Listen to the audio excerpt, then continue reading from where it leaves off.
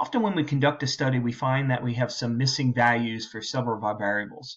In this video, I'm going to discuss how to deal with any missing data that you might have. So this diagram shows the basic approach to analyzing data collected during a study. In the first video in this series, I discussed the top 3 steps, and I finished with how to analyze your data file for errors, looking to see if you have consistency in your data, and looking for any missing data. In this lecture, we'll discuss what to do if you do find any missing data.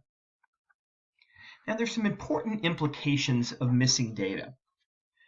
First off, missing data can lower your power and affect the precision of confidence intervals estimated in your analysis. Now, this is a table containing data from a study on home ownership. Let's say we're interested in developing a regression model on the predictors of home ownership, and I label that as home in this table. And let's say we want to see what effect age and education have on home ownership. Furthermore, only the cases with full data on these 3 variables can be analyzed. So as we can see, only cases 5 through 8 will be analyzed because the other cases have missing data for our variables. As a result, we started with 8 cases but can only analyze 4 of them. So you can see that power will be reduced because we have a smaller sample size than we started with. Missing data can also lead to a biased estimate of the result of your analysis. Now, this table on the left has some missing data indicated by the dots. And if you were to calculate the average age in this table, you'd find that it's 39. Now, here's a table on the right that has all the data present. And if you calculate the average age here, you'll see that it's 29. So you can see we'd have calculate a biased estimate of average age if we excluded the cases with missing data. And this is an important thing to remember about missing data. So thankfully, there's some things we can do to analyze for missing data and to deal with missing data. So there are 3 things you should do when you have any missing data. First thing you want to do is determine just how much data is missing. You can do a simple exploratory analysis and look at frequencies of your missing data. If it's a small percentage, say around 2% or less, you could consider just ignoring that data is missing and delete those cases. Especially if you have a large data set, the small amount of missing data will have little effect on your analysis. It is important, though, to note that it's always better to analyze all data if at all possible. The second thing you want to do is analyzing missing data to see if it's missing at random or if missing data is dependent on some other variable. And there are 3 mechanisms of missing data.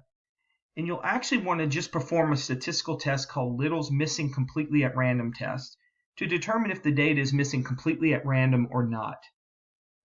Missing completely at random means that the probability of missing data on, let's say, variable y is unrelated to value of y itself and the value of any other variable in the data set.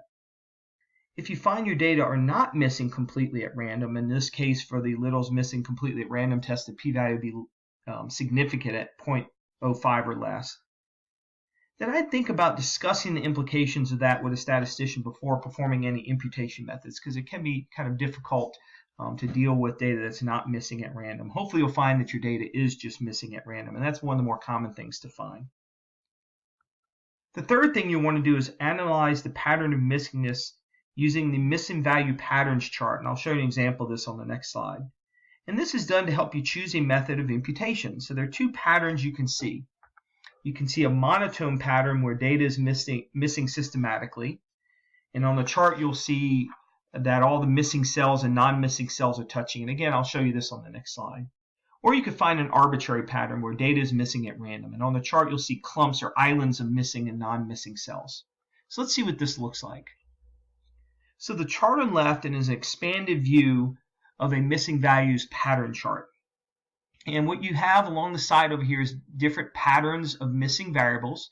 You have the various variables across the bottom. If you look at pattern number 2 here, and red is missing data and gray is not. If you look at pattern 2, the only thing missing, indicated by this red bar, is a value for the first variable, neuroticism. Every other variable has data for pattern 2, and each of these patterns has different variables that are missing.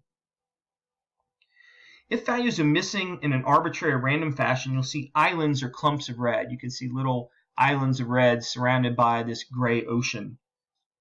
Now on the right is a monotone example, and you can see all the missing data. In this case, it's indicated as white, and non-missing data is indicated as gray, are all touching each other and form a very strong pattern.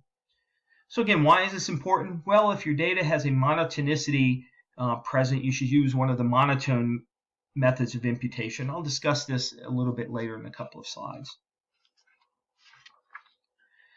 So thankfully, there are some methods for handling missing data. And once you've analyzed the mechanisms and patterns of missing data, you'll need to do something about your missing data. And there's some simple approaches and some more advanced approaches. But whatever approach you take, you should have good reasons for doing so. And you should disclose this in your data analysis plan or in the results. One thing you should absolutely never do is replace missing values with the mean of the non-missing values. And this will really bias your results and can really reduce the variability or variance in your data, which will have important implications in the analysis. So never do that.